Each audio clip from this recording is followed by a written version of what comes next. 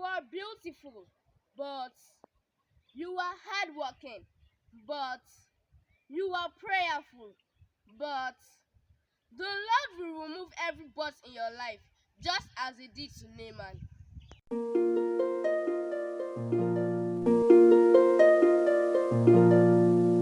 Second Kings chapter 1 verse 1 to 19.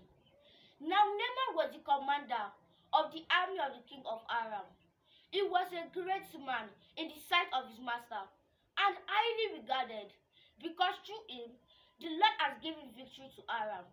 He was a valiant soldier, but he had leprosy. Now bands from Aram had gone out and had taken captive a little girl from Israel, and she served Naaman's wife. She said to her mistress, "If only my master would see the prophet who is in Samaria, he would cure him of his leprosy." 4. Naaman went to his master and told him what the girl from Israel had said. 5. By all means, go. The king of Aram replied, "I will send a letter to the king of Israel." So Naaman left, taking with him 10 talents of silver, 6,000 shekels of gold, and 10 sets of clothing. 6. The letter that he took to the king of Israel read, "With this letter, I am sending my servant Naaman to you, so that you may cure him of his leprosy." 7. As soon as the king of Israel read the letter, he tore his robes and said, "Oh my God, can I kill and bring back to life? Why does this fellow send someone to me to be cured of his leprosy? See how he's trying to pick a quarrel with me." 8. When Elisha, the man of God, heard that the king of Israel had torn his robes, he sent him this message: "Why have you torn your robes?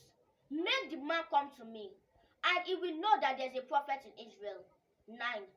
So Naaman went with his horses and chariots and stopped at the door of Elisha's house. 10. Elisha sent a messenger to say to him, "Go wash yourself 7 times in the Jordan, and your flesh will be restored, and you will be cleansed." 11. But Naaman went away angry and said, "I thought that he will surely come out to me, and stand, and call on the name of the Lord his God, wave his hand over the spot, and cure me of my leprosy." 12. Are not Abana and Pharpar, the rivers of Damascus, better than any of the waters of Israel? Couldn't I wash in them and be cleansed?" So he turned and went off in a rage. 13. Naaman's servants went to him and said, "My father, if the prophet had told you to do some great thing, would you not have done it? How much more then when he tells you, 'Wash and be cleansed'?" 14.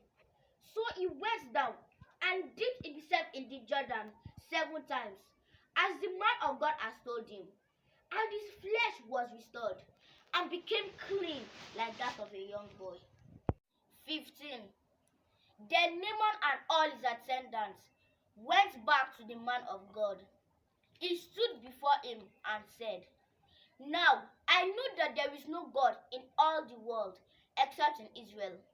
Please accept now a gift from your servant." 16. The prophet answered, "As surely as the Lord lives, whom I serve, I will not accept a thing." And even though Naaman urged him, he refused. 17. "If you will not," said Naaman, "please let me, your servant, be given as much earth as a pair of mules can carry. For your servant will never again make burnt offerings or sacrifices to any other god but the Lord." 18. But may the Lord forgive your servant for this one sin. When my master entered the temple of Rimmon to bow down, and is leaning on my arm, and I bowed there also.